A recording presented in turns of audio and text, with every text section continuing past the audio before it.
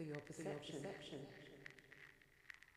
The right to opacity, the call for opacity, opacity against transparency, is the right to not be fully knowable, right? The right to be misunderstood even.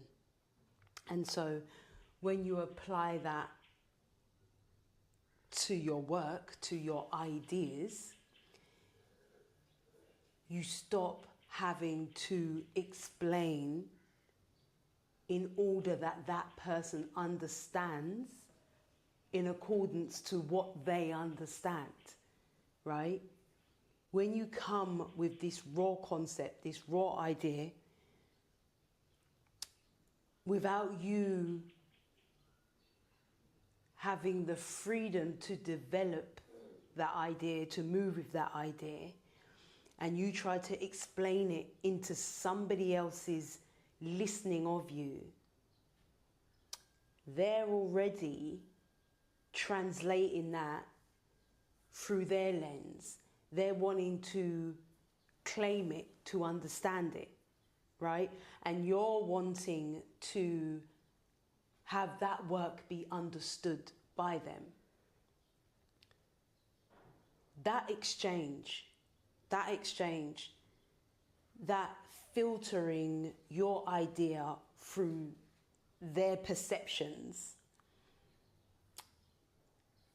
completely changes the work's direction, because the words that you use at the beginning with the idea for yourself, that concept which you're molding, which you're sculpting, if you choose particular words, if you formulate it to that person, shape it to that person's understanding, because their understanding is limited, right? Now that work for you also changes. It also dilutes, because it's like, oh, it was going this way, and now it's got to mean that. It's got to mean what I've described, because you're trying to make it make sense for yourself. So it's got to mean what I've now described to that other person.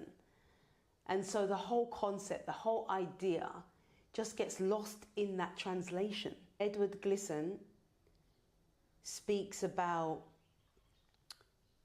transparency is about possession, so they can possess the idea, the person. And so when you call for that opacity, it allows that separation. It gives you the right to explore that concept, that idea in its own right, without having to chisel it down to its finest knowing, without you having had the opportunity to know where it could possibly go, you know.